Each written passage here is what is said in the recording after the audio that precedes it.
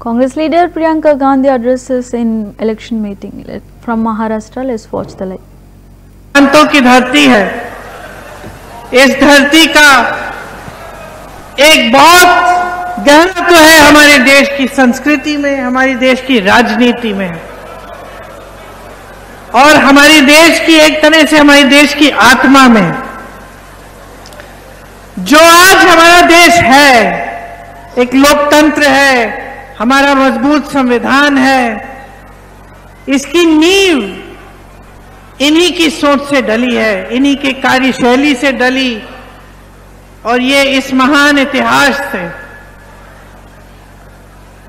एक मार्गदर्शक धरती रही है महाराष्ट्र की। राजा विक्रमादित्य शाह गोंड जी, रानी दुर्गावती बाई जी, बापूराव शेरमाके जी, पूर्व सीएम मारोतराव कन्नमवार जी, श्री वसंतराव नायक जी, सुधाकर राव नायक जी, इन सब की कर्मभूमि है।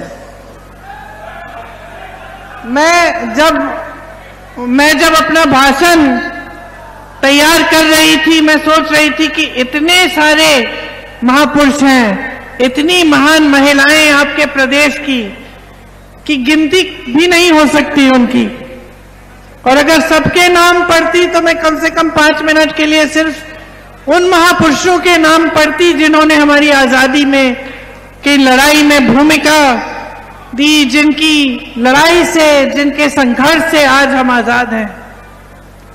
तो ये आपकी धरती है, इसने मार्गदर्शन दिया है पूरे देश को, हमेशा नींव डाली है देश के संविधान की, धार्मिक कट्टरता के विरोध विचारधारा की धरती है, समानता, एकजुटता यहीं से उभरी है। आप सब जानते हैं कि यहां के संतों ने हमेशा एकजुटता की बात की, और हमारे देश की जो राजनीति है वह भी उसी एकजुटता पर ही बनी है कि ये देश एक रहेगा तभी हम अच्छी तरह से आगे बढ़ पाएंगे।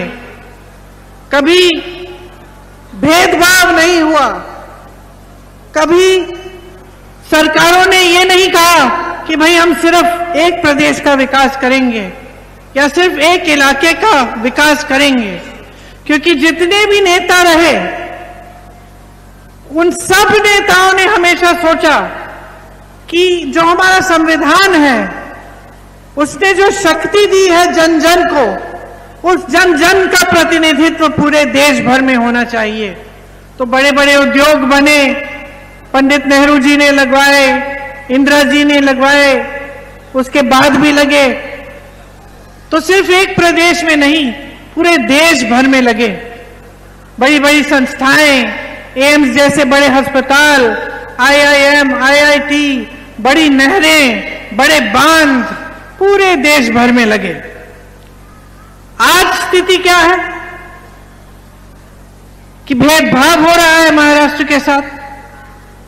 जो यहां पे इंडस्ट्रीज लगनी थी, जो बड़े बड़े उद्योग लगने थे, वो आस्ते आस्ते यहां से बाहर जा रहे हैं। आपने देखा होगा कि यहां से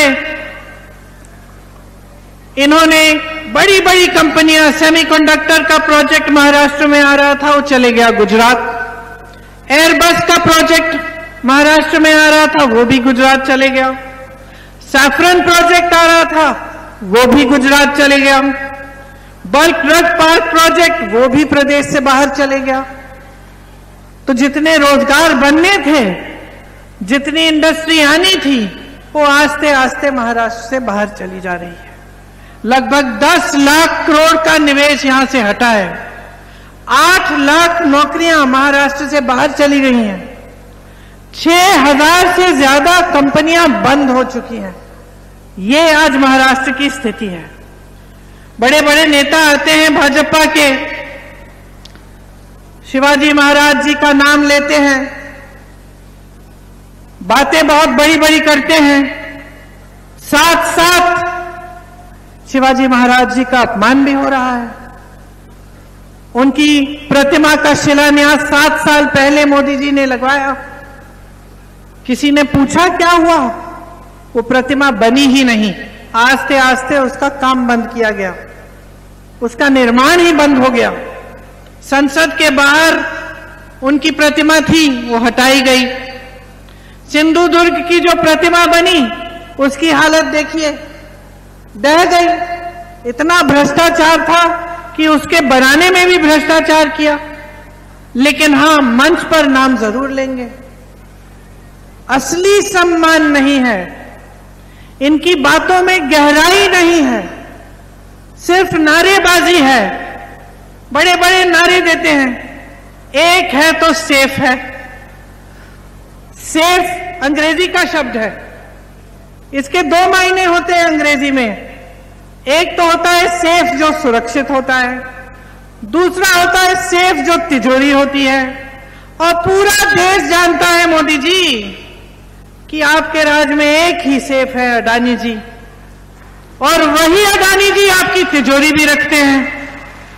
इनके राज में ना किसान सुरक्षित है, ना मजदूर सुरक्षित है, ना मेरी बहनें सुरक्षित हैं, ना यहाँ के उद्योग सुरक्षित हैं। क्या सुरक्षित है? सिर्फ खोखले नारे देते हैं, चुनाव के समय आ जाते हैं, बड़ी बड़ी बातें करते हैं, चुनाव के बाद कुछ होता नहीं है।